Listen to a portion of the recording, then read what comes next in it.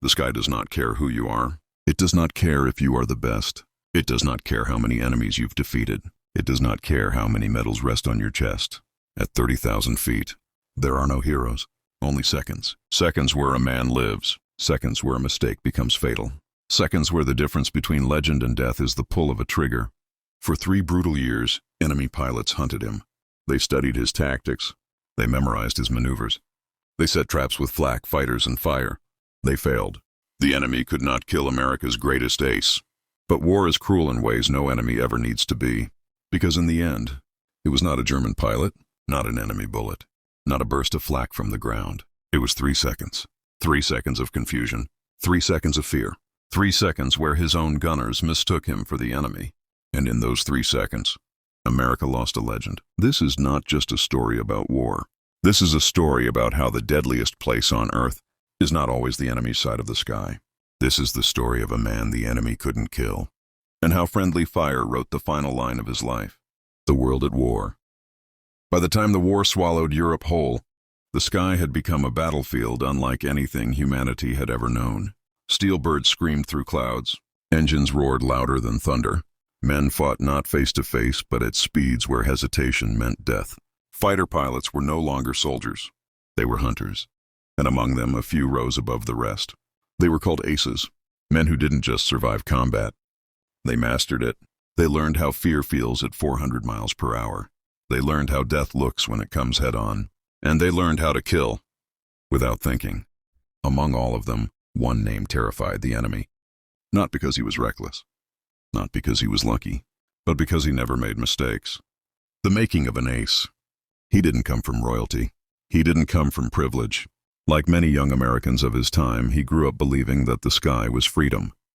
Flying was still new, dangerous, unforgiving. Every flight was a gamble. But where others hesitated, he felt calm. In training, instructors noticed something unusual. He didn't panic. He didn't rush. He didn't waste movement. While others fought the aircraft, he became part of it. When war came, he was ready. First blood in the sky. His first combat mission was supposed to be routine. Escort the bombers, protect them from enemy fighters, bring everyone home. But nothing in war is routine. Enemy aircraft appeared like wolves from the sun. Fast, silent, deadly. Most pilots felt fear in that moment. He felt focus. His hands moved before his thoughts did. Throttle, bank, dive. The enemy pilot never saw him coming. A short burst, a flash of fire, a spiraling trail of smoke. Kill confirmed. No celebration, no shouting, just silence. And the next target. Why the enemy feared him. Over time, a pattern emerged. Wherever he flew, enemy pilots died. Not because he chased glory, but because he understood one simple truth. The pilot who survives is the one who sees first and fires last. He never wasted ammunition, never stayed too long, never fought emotionally. Enemy squadrons began issuing warnings. If you see his aircraft, disengage. Some didn't listen. They didn't live long enough to regret it. 3 years of hunting. The enemy tried everything. High-altitude ambushes, decoy formations, mass attacks. Flak guns filled the sky with steel. Fighters waited above the clouds. Others hid below the sun. He escaped them all. Mission after mission. Kill after kill. His name spread through briefings, reports, whispers. To his allies, he was reassurance. To his enemies, he was a ghost, the irony of war. But war has no loyalty. The sky does not recognize uniforms.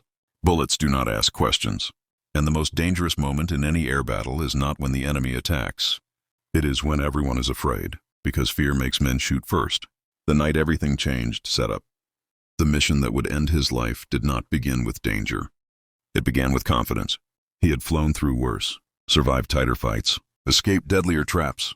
This was supposed to be another mission, another return, another day survived. But somewhere in the dark sky, amid engines, shadows, and panic, a mistake waited. And in war, one mistake is all it takes. The mission that should have been safe.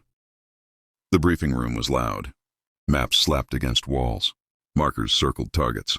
Voices overlapped with confidence. This mission was not considered dangerous. Not by their standards. The enemy's air activity had dropped in recent weeks. Weather conditions were favorable. Visibility was good enough for identification, or so they believed. For a pilot like him, this was routine. He had flown in worse storms. through thicker flak, against heavier resistance. He took his seat without hesitation. Engines ignite. The runway vibrated as engines roared to life. One by one, aircraft lifted into the sky, heavy bombers surrounded by fighter escorts. The formation climbed. 10,000 feet, 20,000 feet, 30,000 feet. Above the clouds, the sun painted everything gold. From this height, the war looked distant. That illusion never lasts. The unseen problem. What no one knew at the time was that miscommunication had already begun. New radio codes had been introduced weeks earlier. Some crews had adapted, some hadn't. Call signs were similar. Silhouettes in the sky were harder to distinguish at speed. Friendly aircraft sometimes approached from unexpected angles.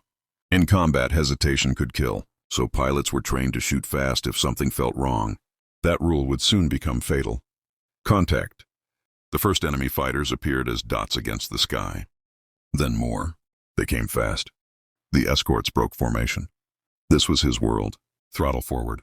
Angle of attack perfect. Eyes scanning constantly. He dropped one enemy fighter in seconds. Another tried to climb away. He followed. The chase. The enemy aircraft dove through the clouds. He chased without thinking. This was instinct, not arrogance. Downward. Faster. Lower. For a moment, the battlefield disappeared into white. Then he broke through. And suddenly, he was alone. Isolation. Above the cloud layer, chaos ruled. Radio chatter filled the air. Warnings. Shouts. Half-heard commands. Below the clouds, there was silence. No friendly aircraft in sight. No clear identification. Just speed, engine noise, and shadow. When he pulled up, climbing back toward the formation, that's when everything went wrong. The fatal misidentification. From above, his aircraft looked different. Different angle, different approach path. Sun reflecting off metal at the wrong moment. To the bomber gunners scanning the sky in terror, he looked like the enemy. And in war, fear is faster than reason. 3 seconds. It did not start with a full barrage. Just one gunner. One burst. Tracers ripped through the sky. The first round struck metal. His aircraft shuddered. He didn't understand. Then another gunner fired. Then another. In 3 seconds, the man who had survived 3 years of war was under fire from his own side. Realization. Inside the cockpit, warning lights exploded to life. Hydraulics failed. Controls stiffened. Smoke filled the cabin. He keyed the radio. "Cease fire!" Friendly, friendly. But the engines were too loud. The confusion too great.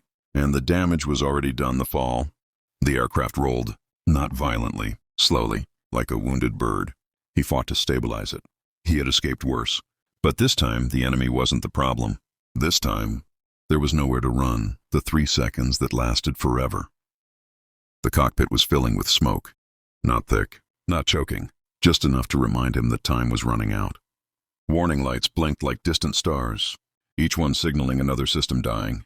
He had survived enemy fire before. This felt different. The moment of choice. Every pilot trains for this moment. Eject, get out, live. But training doesn't account for everything. Below him, through broken clouds, he could see the bombers. His bombers. If he ejected now, the aircraft would become an unguided missile. A falling piece of fire and metal. It wouldn't just crash. It could kill his own men. Why he didn't eject. This is the part history debates. Why didn't he leave? Why didn't America's top ace save himself? Because he understood something others didn't in that moment. A pilot's responsibility doesn't end when his plane is hit. He stayed. Not because he thought he could survive, but because he knew others might not if he didn't try. Fighting a dead machine.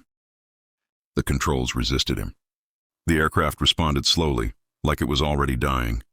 He cut power, adjusted trim, fought gravity. Every second stretched. Every movement mattered. Then another failure. The engine coughed. Once, twice, then steadied, barely. He angled away from the formation, away from the bombers, away from friendly lives. The gunners realize. Above him, in the bombers, silence fell. Someone saw the markings. Someone noticed the mistake. Someone shouted, "Stop firing!" But the guns were already quiet, and the sky had already decided. The last transmission. His radio crackled, weak, broken. His voice came through once more. Calm, controlled, almost gentle. "Tell them it wasn't their fault." Then static. The final dive. The aircraft began to descend. Not fast, Not dramatic, just inevitable. Clouds swallowed him again. This time there was no coming back. The impact. There was no explosion seen from above, just a flash through the cloud layer. Then nothing. No smoke trail. No movement.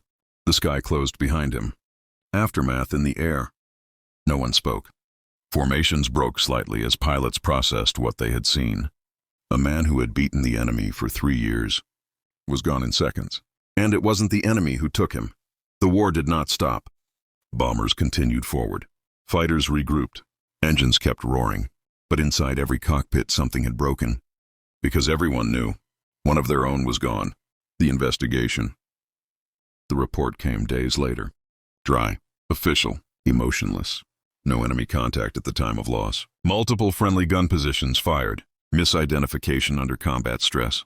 The words friendly fire appeared once. Just once. But they weighed more than any enemy report ever had. No one was court-martialed. No one was punished. Because the truth was unbearable. Any of them could have made the same mistake. The gunners. They never forgot. The men who pulled the triggers carried it longer than the war itself. They didn't fire out of hate. They fired out of fear. In those seconds, they believed they were saving lives. And that truth haunted them more than punishment ever could. Some never spoke about it again. Some drank. Some woke up at night hearing engines that weren't there. A hero without an enemy. He was buried without a victory parade. No cameras. No speeches. Just folded flags and silence. Yet among pilots, his name lived on.